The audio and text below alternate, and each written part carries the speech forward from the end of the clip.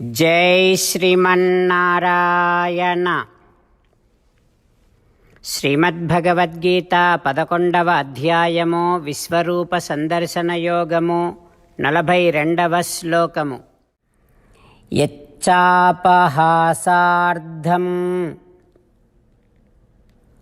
అసత్కృతోసి విహారశయ్యాసన భోజనేషు ఏకోధవా అపి అచ్యుత తత్సమక్షం తత్క్షామయే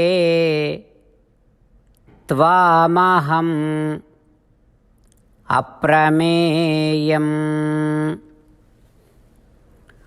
ఓం. గీతాచార్యుడు శ్రీకృష్ణ పరమాత్మ అర్జునుడితో పాటు మనందరికీ విశ్వరూప సందర్శన యోగాన్ని ఉపదేశం చేస్తూ ఉన్నాడు. ఆ క్రమములో అర్జునుడు శ్రీకృష్ణ భగవానుడిని ఈ రకంగా ప్రార్థన చేస్తూ ఉన్నాడు. హో కృష్ణ, మనం ఇద్దరం కలిసి విహరించినప్పుడు కానీ, కూర్చొని మాట్లాడుకున్నప్పుడు కానీ, పడుకొని మాట్లాడుకున్నప్పుడు కానీ, మనమిద్దరము కలిసి భోజనం చేస్తున్నప్పుడు కానీ, మనము మాత్రమే ఒంటరిగా ఉన్నప్పుడు కానీ, లేదా 10 మందితో కలిసి ఉన్నప్పుడు కానీ, పరిహాసం కోసం నిన్ను ఎన్నోసార్లు అవమానించాను కృష్ణ. నిన్ను గౌరవముగా ఆదరించకుండా అవమానించాను కృష్ణ. హో కృష్ణ, వాటన్నింటినీ క్షమించమని ప్రార్థన చేస్తున్నాను కృష్ణ అంటూ అర్జునుడు తాను తెలియక చేసినటువంటి తప్పులన్నింటినీ మన్నించమని శ్రీకృష్ణ భగవానుడిని ప్రార్థన చేస్తూ ఉన్నాడు. ఆ అర్జునుడి యొక్క ప్రార్థనను మనసారా భావన చేస్తూ మన తప్పులన్నీ క్షమించమని శ్రీమన్నారాయణుడిని మనం కూడా ప్రార్థన చేస్తూ అర్జునుడి పలుకులను మన మాటలలో ఈ విధంగా ఆవిష్కరించే ప్రయత్నం చేద్దాం. యచ్చాపహాసార్థమసత్కృతోసి విహారశయ్యాసన భోజనేషు ఏకోధవాపి అచ్యుత తత్సమక్షం తత్క్షామయే త్వామహం అప్రమేయం. అంతేకాకుండా మనం ప్రతిరోజు శ్రీమన్నారాయణుడికి ఒక 8 పనులు చేస్తాం అని మాట ఇద్దాం. ఎందుకంటే శ్రీకృష్ణ భగవానుడు 18వ అధ్యాయములో 65 నుండి 70వ శ్లోకాల ద్వారా శ్రీమద్భగవద్గీత అంతటికీ సారభూతముగా మనకు 8 పనులు చేయమని చెప్పాడు. అలా చేస్తే చాలు, నేను మిమ్మల్ని అన్ని విధాలుగా రక్షిస్తా అని ప్రమాణపూర్వకముగా ప్రతిజ్ఞ కూడా చేశాడు. అందుకని శ్రీమద్భగవద్గీతను అంతటినీ విన్న తర్వాత అర్జునుడు కూడా చివరకు కరిష్యే వచనం తవ, కృష్ణ నువ్వు చెప్పినట్టే చేస్తా అని అన్నాడు. కనుకనే భగవానుడు అర్జునుడికి అన్ని విధాల విజయాన్ని అందించాడు. మనం కూడా ప్రతిరోజు శ్రీమన్నారాయణుడికి ఆ రకంగానే మాట ఇద్దాం. 8 పనులు చేస్తాం అని మనము మాట ఇస్తే అది అష్టాక్షరీ మహామంత్ర జపము చేసినటువంటి ఫలితాన్ని మనకు ప్రతిరోజు ఇస్తుంది. ఇట్లా మాట ఇవ్వటం కంటే గొప్ప పూజ, యజ్ఞము, తపస్సు మరొక్కటి లేనే లేదు. అందుకని నేను అంటూ ఉంటాను, మీరు మనస్సులో భావిస్తూ ఉండండి. ఈ రకంగా మనము మాట ఇస్తూ ఉంటే శ్రీకృష్ణ భగవానుడి ముఖారవిందములో కలిగేటటువంటి ఆనందాన్ని మనం ప్రతిరోజు దర్శిద్దాం, ఆస్వాదిద్దాం. జై శ్రీమన్నారాయణ. హో శ్రీమన్నారాయణ, నువ్వు చెయ్యమన్నట్టే నేను నిన్నే సంతతము ధ్యానము చేస్తూ ఉంటా. హో శ్రీమన్నారాయణ, నువ్వు చెప్పినట్టే నేను నీ భక్తుడిగానే ఉంటా. హో శ్రీమన్నారాయణ, నువ్వు చెయ్యమన్నట్టే నేను నా విధులను కర్తవ్యాలను నీ సేవగా నీ తృప్తి కోసమనే సక్రమంగా నిర్వర్తిస్తూ ఉంటా. ఓ శ్రీమన్నారాయణ, నువ్వు చెప్పినట్టే నేను నీవాడిని అనే మహావిశ్వాసముతో నీకే నమస్కరిస్తూ ఉంటా. ఓ శ్రీమన్నారాయణ, మామేకం శరణం వ్రజ, నన్ను ఒక్కడిని మాత్రమే శరణు వేడుకో అని నువ్వే అన్నావు కనుక నేను నిన్ను ఒక్కడిని మాత్రమే శరణు వేడుకుంటా. ఓ శ్రీమన్నారాయణ, మా శుచః, ఇక దుఃఖించకు అని నువ్వే నాకు భరోసా ఇస్తున్నావు కనుక నేను ఇక దుఃఖించను. ఓ శ్రీమన్నారాయణ, నువ్వు చెప్పినట్టే నువ్వు నా కోసమని అనుగ్రహించినటువంటి శ్రీమద్భగవద్గీతను ప్రతిరోజు కనీసము ఒక్క శ్లోకాన్నైనా జ్ఞాపకం చేసుకుంటూ శ్రీమద్భగవద్గీతను అనుసంధానము చేస్తూ ఉంటా.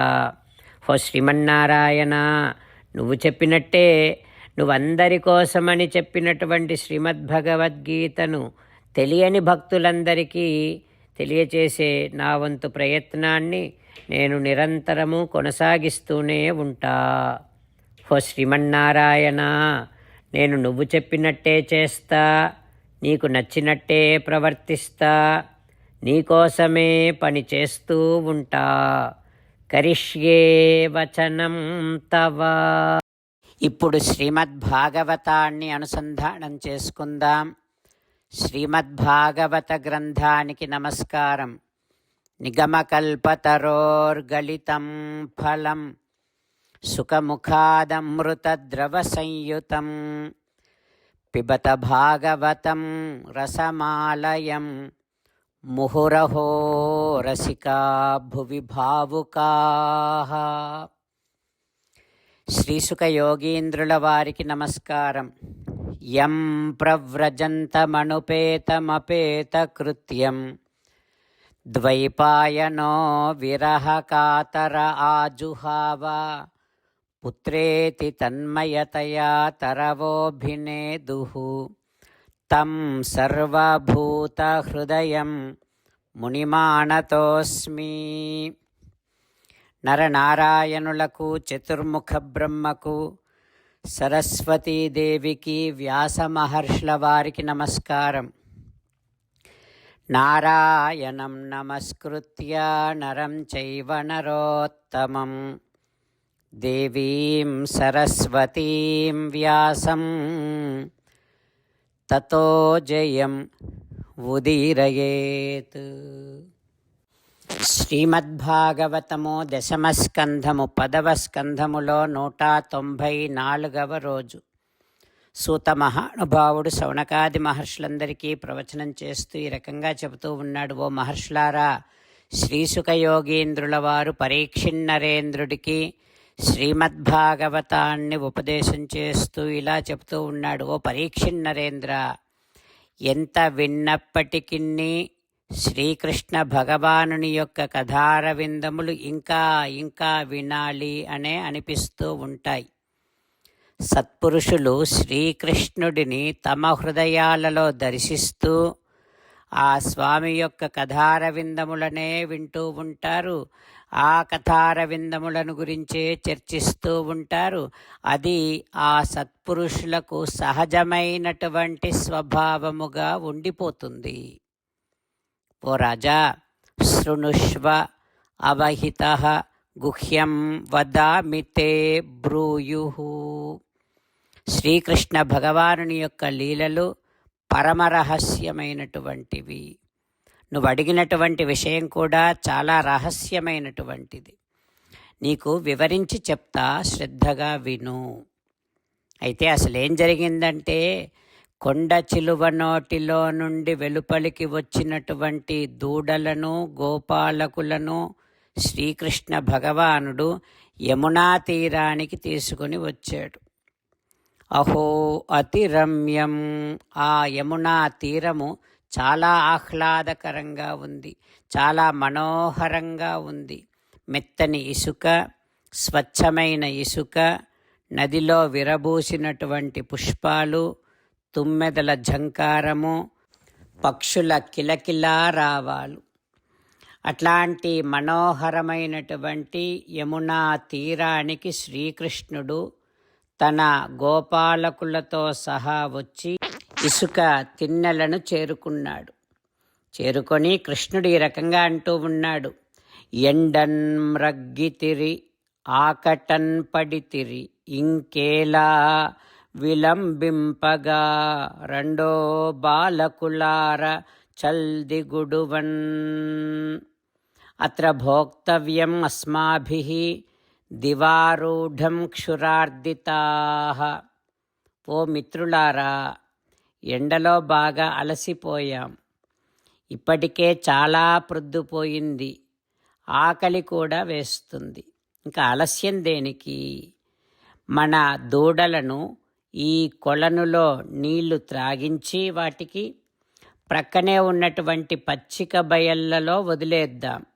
అవి అక్కడ హాయిగా విహరిస్తూ ఉంటాయి అంటూ శ్రీకృష్ణుడు తన గోపాలకులతో చెబుతూ ఉన్నాడు. ఆ తర్వాత ఏం జరుగుతుందో రేపు తెలుసుకుందాం. ఓం శ్రీకృష్ణ పరబ్రహ్మణే నమః. ఓం అస్మద్గురుభ్యో నమః. ముకుందమాల. కృష్ణో రక్షతు నో జగత్రయగురుః కృష్ణం నమస్యామ్యహం. కృష్ణేనామరశత్రవో వినిహతాః కృష్ణాయ తస్మై నమః. కృష్ణాదేవ సముత్థితం జగదిదం కృష్ణస్య దాసోऽస్మ్యహం.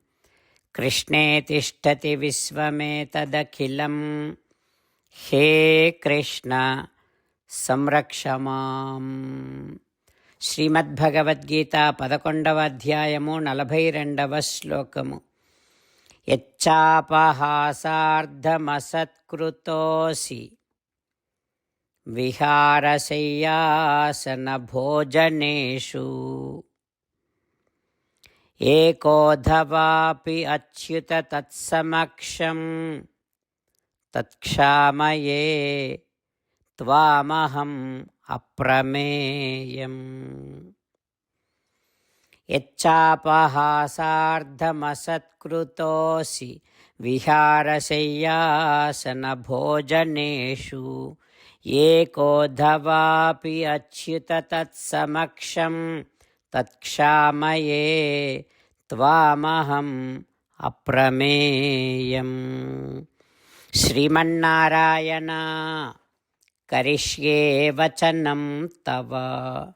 సర్వం శ్రీకృష్ణార్పణమస్తు. జై శ్రీమన్నారాయణ.